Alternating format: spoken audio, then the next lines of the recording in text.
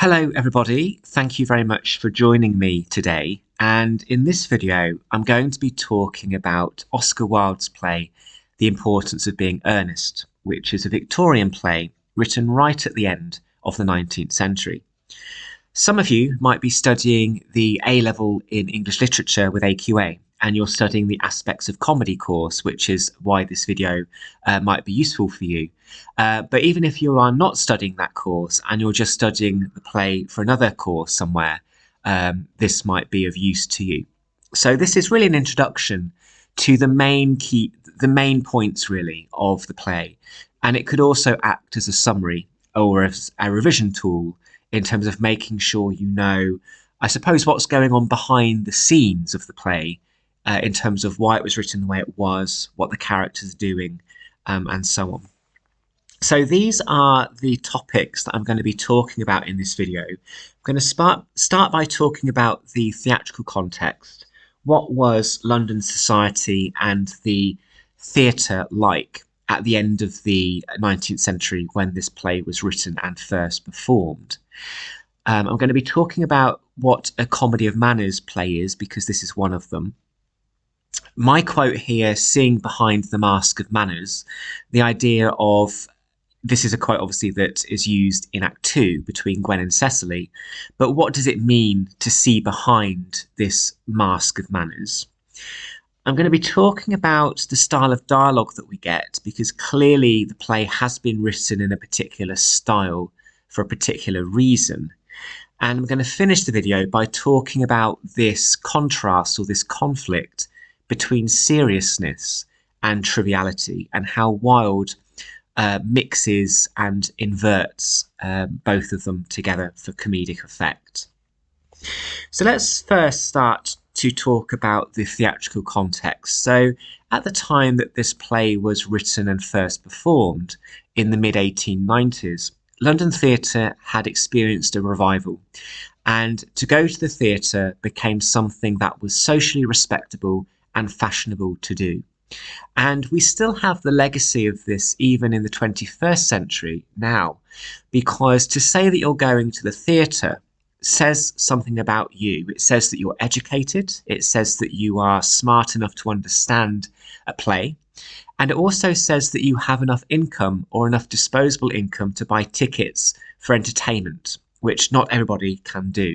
So theatre at this time became very middle class, and it was also concerned really with this idea of social progress and bettering yourself, as well as going to see an entertaining play.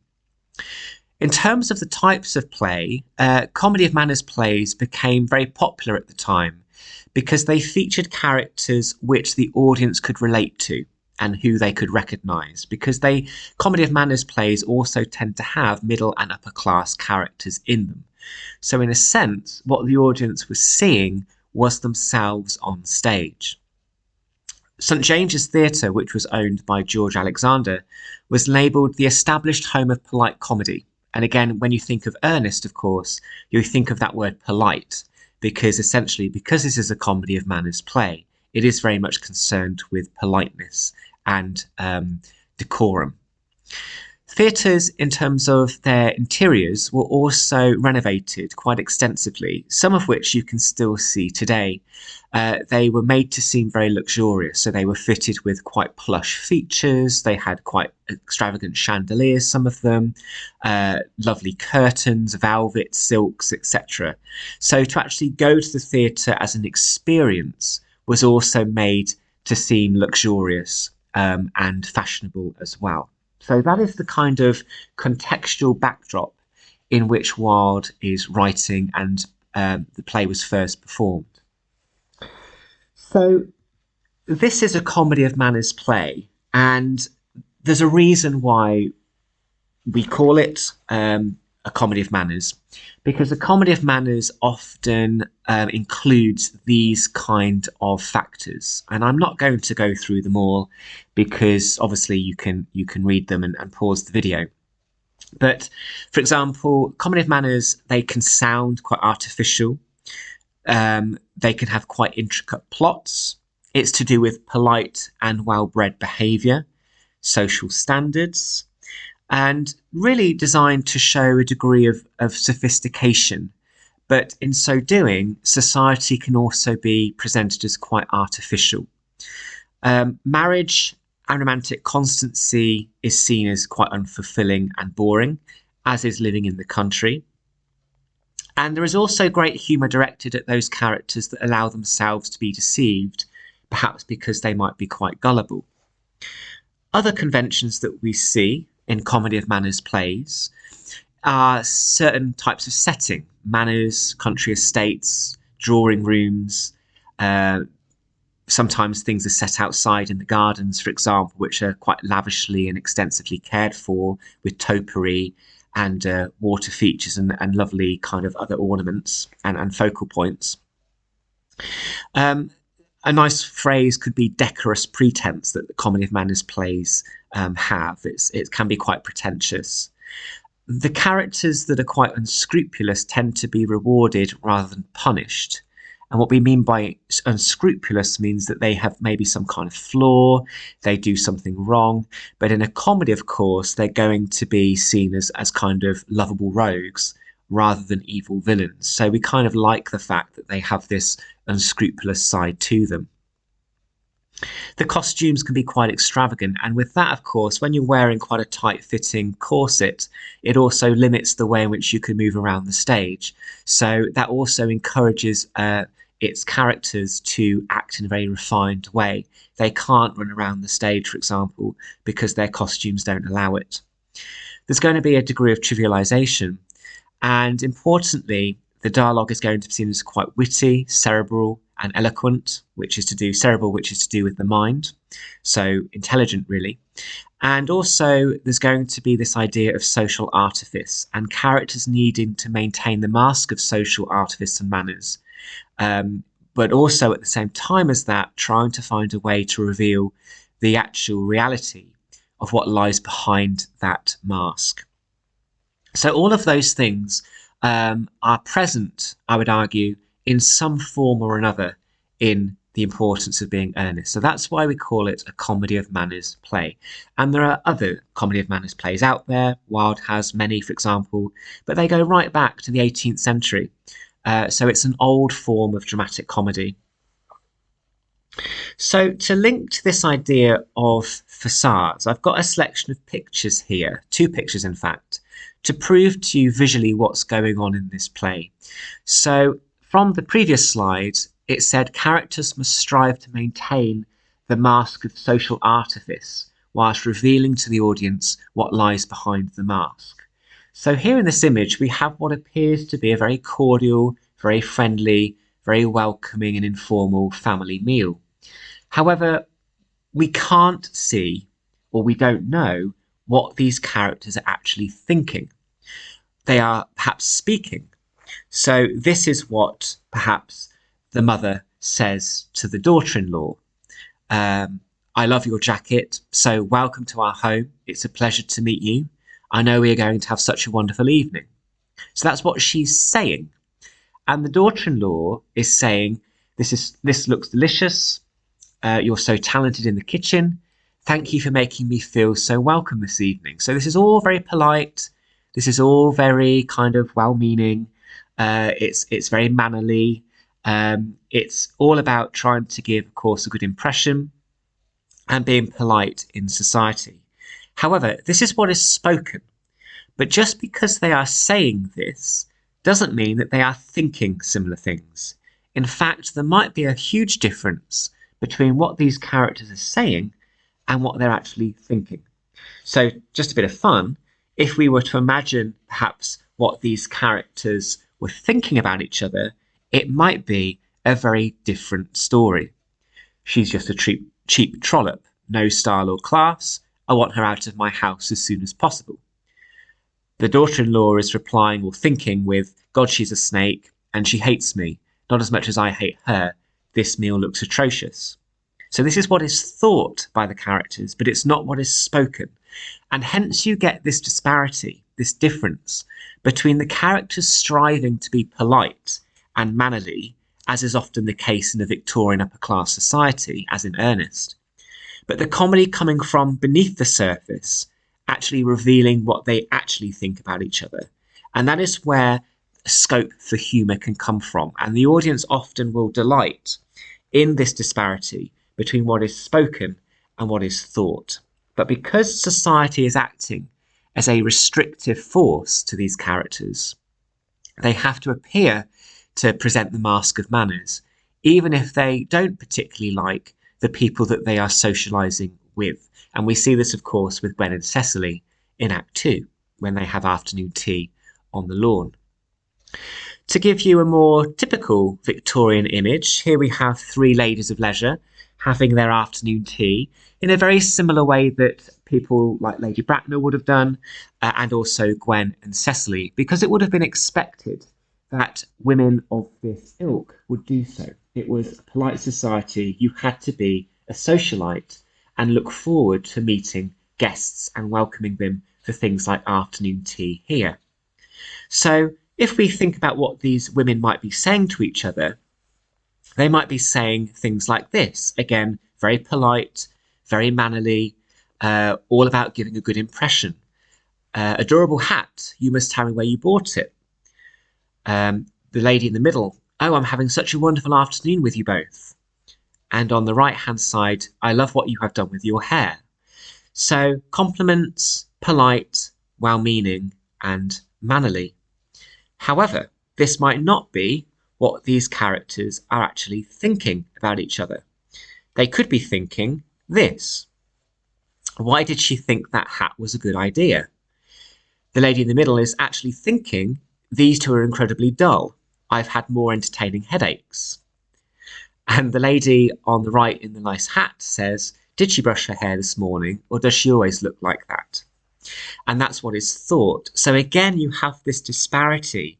You have this disconnect between what these characters are saying to one another and what they're actually thinking of one another.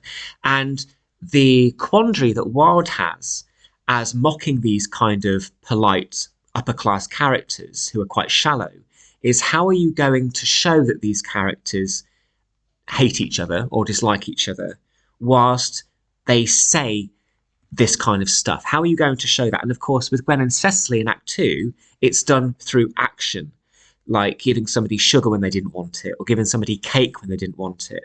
Or it's done through passive-aggressive insults like, I don't know, I've never used a spade before, and talking about class differences, and Gwen looking down at Cecily's kind of country living, and Cecily also thinking the city is quite vulgar.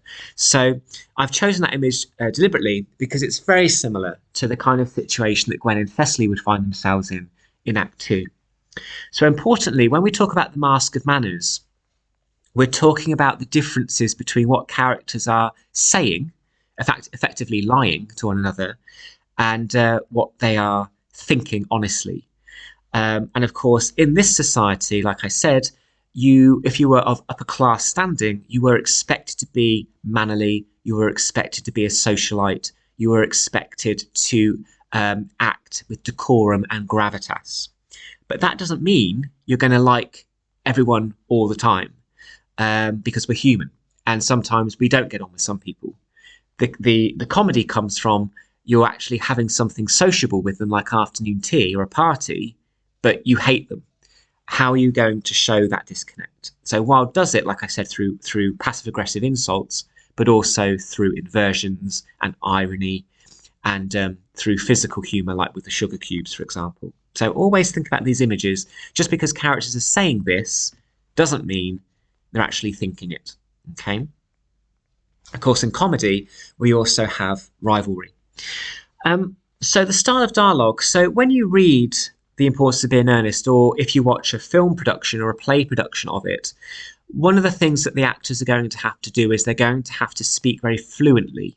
They're going to have to speak very eloquently, because the style of the dialogue in The Importance of Being Earnest isn't like natural, spontaneous speech. When we are speaking, we have fillers, we have false starts, we have interruptions, for example. But the way the characters are speaking in The Importance of Being Earnest is actually very artificial. It sounds like they have rehearsed this, and they speak fluently at all times, and it can sound very artificial and quite fake. So I've got two examples here of how the same conversation in modern day can be translated into the style of Ernest. And it's quite fun actually to do this, perhaps as a creative writing task, is to take a modern conversation between people and turn it into a Victorian style, Ernest style conversation. So this on the left here in this blue box is a typical conversation or a particular start of a conversation that you would have nowadays. How has your day been? Yeah, okay, good. It's very informal. It's two friends talking to one another. It's not particularly long or eloquently spoken. But it's how, in terms of modern day, we tend to communicate a lot with each other now if we're speaking to them. However, we could take that and translate it into a more earnest style. And immediately, the language is much more detailed, it's much longer, it's much more prosaic, meaning it's much more detailed, really, in prose. So I hope you would not accuse me of being grotesquely interrogative, but can you kindly inform me how your day has been thus far? So it's almost as if this is being read, and of course I'm reading it, but in earnest, of course, they're not reading, they're speaking in natural conversation. Not at all, not at all. It's been perfectly delightful in all truth. In fact, when I awoke this morning, I just knew that my day would be utterly irresistible. People don't speak like this in real life, but in the world of Ernest, in the shallow world of Ernest, they do. That is pleasantly delightful to hear, particularly when the weather has been so charming today. So in the green box, you have what is actually a very simple conversation being translated into something that's far more eloquent and far more wordy, really. And perhaps for some, a little bit waffly, because there's lots of words in this green box which are unnecessary, and that's precisely the point. It's that which gives it the effect of this kind of waffly kind of style. Another example, we have a modern speech here. Do you want a cup of tea? Yes, please. What about cake? Yeah, of course. Thanks. Typical kind of modern 21st century conversation that you would have with a friend, for example. However, let's translate that into an earnest style. Now do tell me, because I'm eagerly anticipating your reply, such answers that you give me are of firm and great importance to me. Do you want a cup of tea?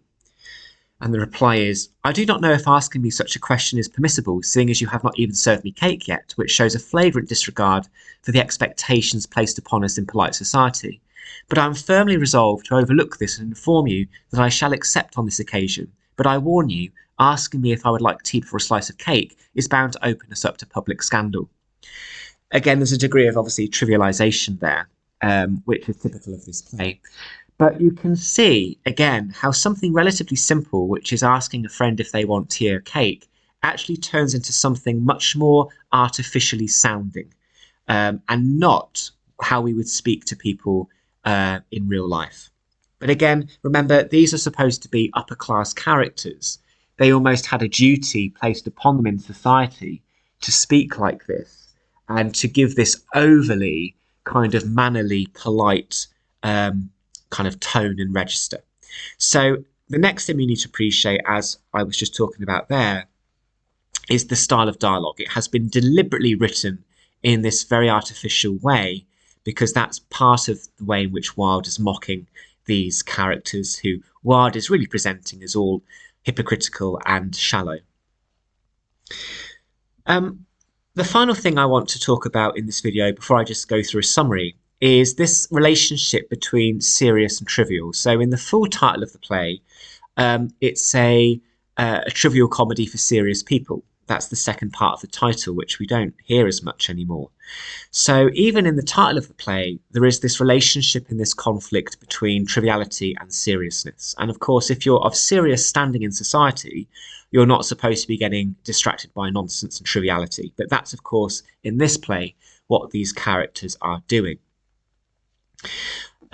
So in these red examples here, and I've put them in red for a reason, which you'll see on in a minute, is that these red things are all expressing relatively serious things that can happen to us in our lifetime.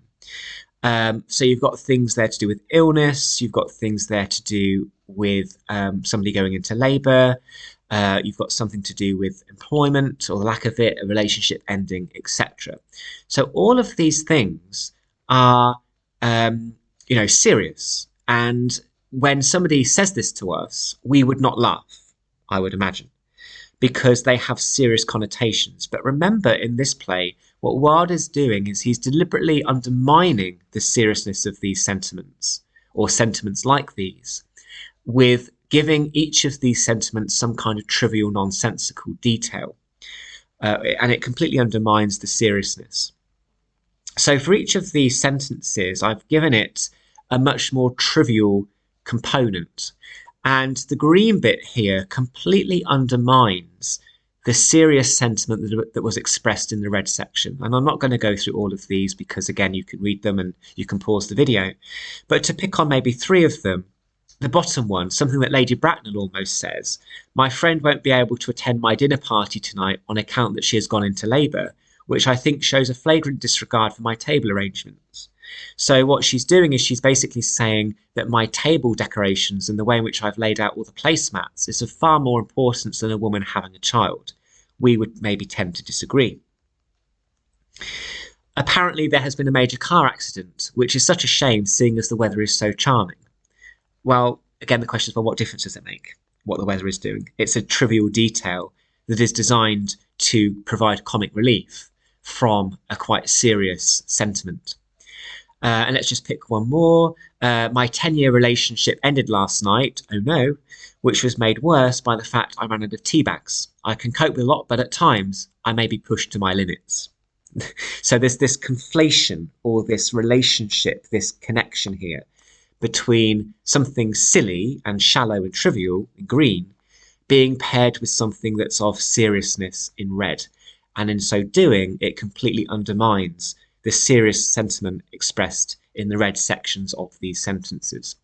And in earnest, this triviality is perhaps not as frequent as this, but it's consistently running throughout the play, and it's a good thing to kind of try and spot how something serious in the play is undermined by a character saying something relatively trivial. Okay, so that is the relationship between seriousness and triviality in this play. So hopefully that was useful in terms of understanding the triviality. Before I finish the video, I just want to give a big plug to the 1990s sitcom Keeping Up Appearances, starring the wonderful Dame Patricia Routledge as the snob Hyacinth Bouquet sat centre front here. This was a hugely successful sitcom of the time, and I believe it is still the BBC's most successful sitcom in terms of how many times it has been sold to overseas territories. It is really huge in America and across the world, really, because the themes of class and snobbishness and pretentiousness and this desire to try and be the best you possibly can is really what this sitcom is about. So one of the things that I would strongly recommend you do to see a modern sitcom, which is also a comedy of manners sitcom, is to see Keeping Up Appearances. It's my favourite sitcom. I think it's fantastic in understanding class divides and class humour, which has always been very popular in the UK. So just to finish off then, we've got the full title here. So in summary, the play was written in August to September 1894 during a family holiday in Worthing. Maybe that's why Jack is found. Maybe Jack has the surname he does because of that. It was originally written in 4 acts, but it is changed to 3, which is why Act 2 is much longer. It used to be 2 acts. And Wilde himself said, and it's nice to have a quote from a writer because often we don't have any record of what they actually have said about their work. But Wilde said about the play, we should treat all trivial things very seriously and all the serious things of life with sincere and studied triviality. That goes back to the previous slide I was talking about in terms of serious versus trivial. This inverted normal conventional expectations and had considerable scope for humour because it shows characters that have their priorities all wrong. By doing this, Wilde had a lot of freedom to mock that kind of upper class society. So the traditionally serious and earnest expectations of Victorian polite society are mocked. Things like receiving guests, having afternoon tea, having a marriage proposal, meeting potential fiancés, and things like money and manners and morality are all mocked and rendered shallow because of the way in which the characters are going about their business. The play, strangely, has been criticised in the past for being trivial and shallow and having no seriousness, but of course this is exactly the point. And unfortunately, when Ernest is performed in other places around the world, such as America, it doesn't do as well because they sometimes miss the wit and the irony. But of course, in America, they might have a different class system than us. So the play best translates often in the UK.